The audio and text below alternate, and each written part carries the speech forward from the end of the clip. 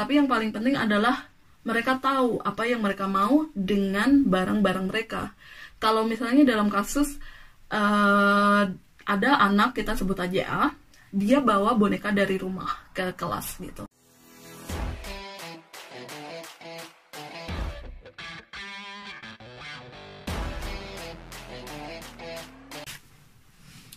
Halo semuanya, balik lagi di channel Ampera Siksa bareng aku Ria. Nah, di video kali ini aku masih pengen berbagi kepada kalian terkait pendidikan anak usia dini di Jerman kayak gitu. Untuk topik kali ini adalah berbagi. Apakah berbagi itu menjadi hal yang sangat penting dan selalu diajarkan di Jerman?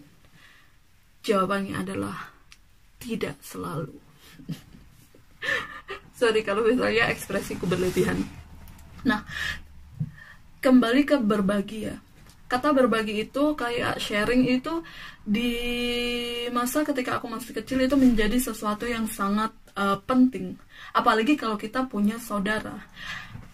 Ada kalimat yang paling sering terdengar, paling sering diucapkan oleh orang-orang tua. Orang tua itu bukan tentu orang tua saja, bukan tentu ayah atau ibu saja, tapi juga misalnya tante, nenek, kakek, bahkan orang-orang yang gak kita kenal gitu. Kayak kakak tuh wajar berbagi dengan adiknya. Kakak tuh wajar dalam hal pembagian kayak gini ngalah sama adiknya. Pokoknya karena dia dewasa, karena dia lebih tua, dia kayak wajib berbagi sama adiknya kayak gitu. Apakah di Jerman seperti itu? Jawabannya adalah enggak. Kita belajar di kelasku sendiri, kayak kita mengajarkan kepada mereka berbagi juga diajarkan, tapi yang paling penting adalah mereka tahu apa yang mereka mau dengan barang-barang mereka. Kalau misalnya dalam kasus ada anak, kita sebut aja A, dia bawa boneka dari rumah ke kelas gitu. Dan itu diizinkan di sini. Ada beberapa TK atau PAUD yang tidak mengizinkan murid-muridnya membawa barang-barang dari rumah, tapi dari kita boleh, tapi tidak selalu, misalnya tidak semua barang gitu, jadi mereka harus pilih salah satu. Dia bawa boneka nih ke dalam kelas. Nah, karena boneka ini baru, menjadi sesuatu yang baru di dalam kelas, dia akan menarik perhatian anak-anak lainnya. Kayak, aku pengen juga nih main sama mainan baru ini gitu. Mereka belum tahu itu milik si A. Atau kalau mereka pun tahu, biasanya mereka nggak peduli. Biasanya kayak gitu. Karena sistem kepemilikan di anak-anak itu belum benar-benar kayak kita orang dewasa gitu. Kayak, ya udah punya kamu, tapi aku boleh punya juga kayak gitu. Masih bagi anak-anak mungkin masih wajar kayak gitu. Nah, terus akhirnya ada B nih yang benar-benar keinginan untuk main sama nih boneka punya A. Akhirnya dia datang ke A.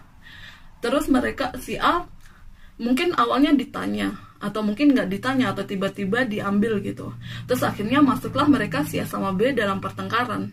Bisa saja si A menangis karena si B lebih kuat, bisa saja si A juga mempertahankan si bonekanya karena dia tahu itu milik dia kayak gitu.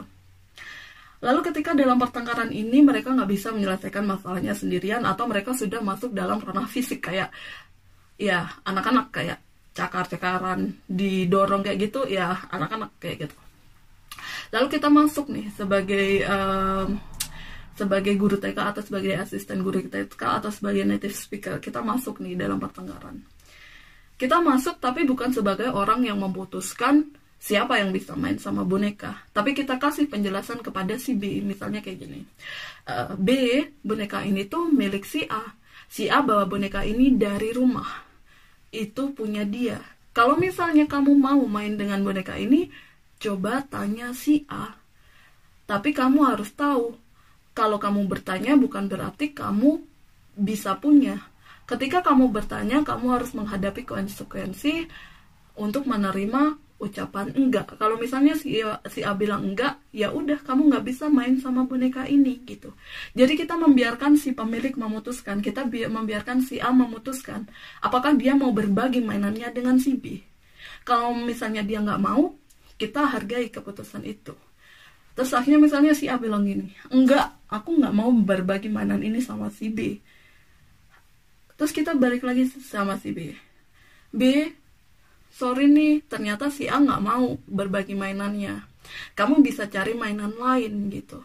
Atau kamu bisa bawa boneka juga punya kamu besok, kamu bisa ngomong sama mama atau papa kamu buat bawa boneka ke sini besok kayak gitu. Kalau misalnya si B nggak bisa terima dan itu tetap berkelanjutan, mereka bertengkar, mereka membuat keriuhan, bla bla bla, kita ambil tindakan kedua, yaitu kita ngomong sama si A. Kayak persuasif, bukan persuasif ya, kayak ya udah kita kasih clear juga sama si A, si pemilik ini, kalau kayaknya kita nggak bisa keep boneka ini deh di sini karena anak-anak pada mau semua, terus jadinya nanti kayak nggak tentram gitu di sini atau apa gitu. Kamu taruh bonekanya keluar dulu ya. Jadi mereka kayak punya apa sih? Kayak punya ruang, kayak punya kotak-kotak buat barang-barang mereka di luar ruangan gitu, dimana mereka bisa taruh sepatu, tas, jaket atau apa. Kamu taruh ini di luar dulu ya. Atau kita tanya, kamu mau nggak nih sharing, kita tanya ulang lagi, kamu mau nggak nih berbagi sama si B, lihat si B ini sedih banget gitu. Kalau misalnya jawabannya tetap tidak, ya udah kita ajak si A buat menyimpan bonekanya ini keluar kayak gitu. Karena ketika si A udah bilang enggak, kita udah jelaskan lagi kalau misalnya si B ini jadi sedih banget, lihat dia jadi nangis atau apa, tapi si A tetap keep dengan tetap dengan ucapannya enggak mau berbagi, ya udah gitu. Itu tuh juga penting buat kita menghargai pendapat mereka gitu. Dan boneka itu juga bukan punya kita, bukan punya si guru TK. Dan si guru TK ini nggak punya wewenang buat ngomong kalau, halo akal, kamu harus berbagi nih sama si B. Kita nggak bisa kayak gitu. Jadi demokratifnya itu ada. Kita berusaha di sini itu menjelaskan kepada mereka, kenapa sih berbagi itu penting.